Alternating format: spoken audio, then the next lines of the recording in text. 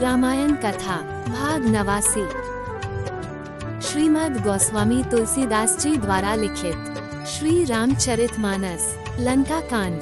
अंगद ने जब अपमानजनक शब्द कहे तब रावण हंसकर बोला, बंदर में एक यही अच्छा गुण है कि जो उसे पालता है उसका वह अनेकों उपाय करके भला करने की कोशिश करता रहता है।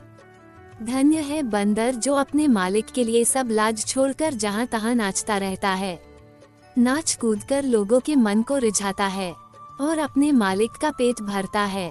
तेरी करनी स्वाभाविक है अंगद, तू अपनी जाति के अनुसार के कर्म कर रहा है तो अपने मालिक की बड़ाई करे, इसमें कोई आश्चर्य नहीं है।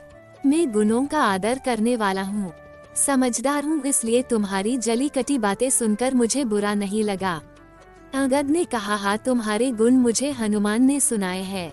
उसने अशोक वन का विध्वंस करके तुम्हारे पुत्र को मारकर तुम्हारे नगर को जला डाला, फिर भी तुमको यही लगा कि वो तुम्हारा कुछ भी बिगाड़ नहीं पाया, और मैंने स्वयं आकर देख भी लिया कि ना तो तुम्हें लज्जा है, ना क्रोध है, ना ही चीड़ है।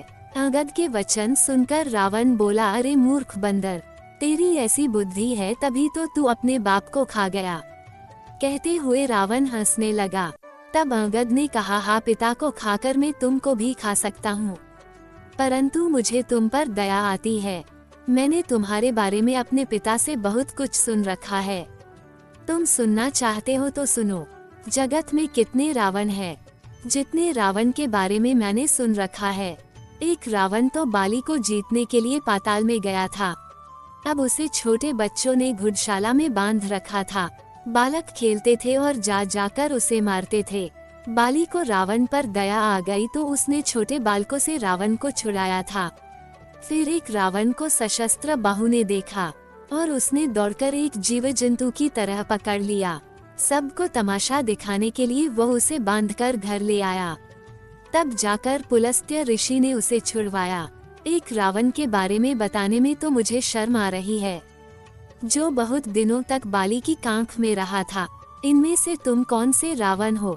क्रोध छोड़कर सत्य सत्य बताओ, या ये सब तुम ही हो?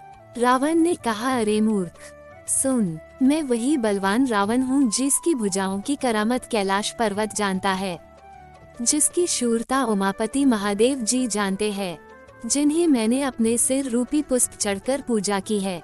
मैंने अपने सिर को अपने हाथों से अगणित बार उतरकर त्रिपुरारी शिव जी की पूजा की है। मैं जब चलता हूँ तो पृथ्वी इस प्रकार हिलती है जिस प्रकार हाथी के चढ़ते समय नाव हिलती है। झूठी बकवास करने वाले, सच में कभी तूने मेरे बारे में अपने कानों से सुना है क्या? तू मुझ रावण को छोटा कहता है और तुच्छ मनुष्य की बड़ाई करता है। अरे दुष्ट असभ्य तुच्छ बंदर, तुझ में इतना ज्ञान ही कहा कि तू मुझे जान सके। रावण के यह वचन सुनकर अंगद क्रोध सहित वचन बोले, अरे नीच अभिमानी, संभाल कर सोच समझ कर बोल। तू कृपा निधान श्री राम जी को तुच्छ मनुष्य समझने की गलती ना कर।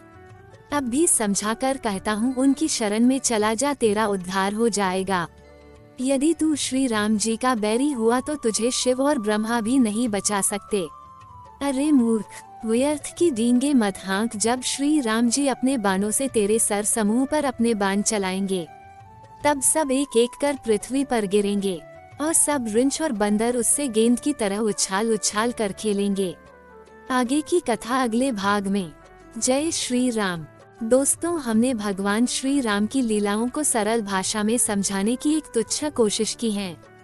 आपको हमारी कोशिश अच्छी लगी हो तो वीडियो को लाइक कीजिए और चैनल को सब्सक्राइब कीजिए। कमेंट में जय श्री राम लिखिए।